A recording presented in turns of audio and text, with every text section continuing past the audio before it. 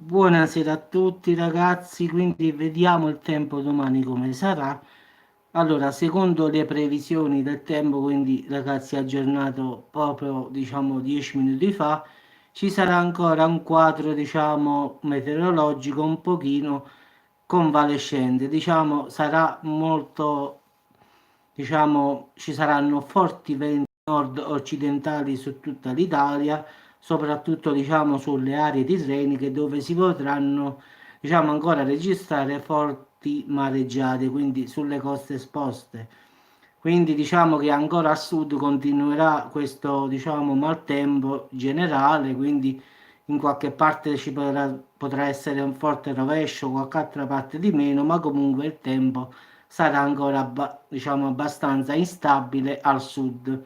Invece il bel tempo tornerà sul resto dell'Italia, quindi a nord ragazzi è finita la neve, quindi si ritorna diciamo con temperature che domani saliranno comunque, quindi ci sarà qualche, giustamente qualche banco di nebbia ancora in Valpadana, in alcune zone del centro, ma alla fine domani sarà una bella giornata al nord, quindi un po' di maltempo solo a sud.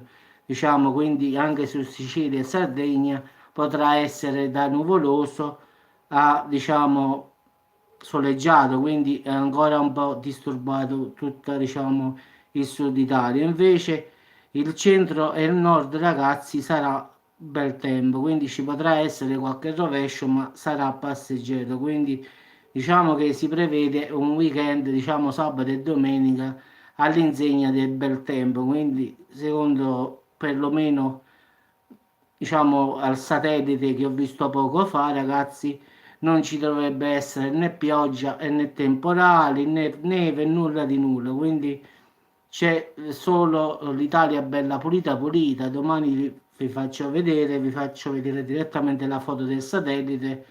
L'Italia non c'è una sola macchia di maltempo, quindi credo che non farà sabato e domenica, sarà un weekend, diciamo, buonissimo.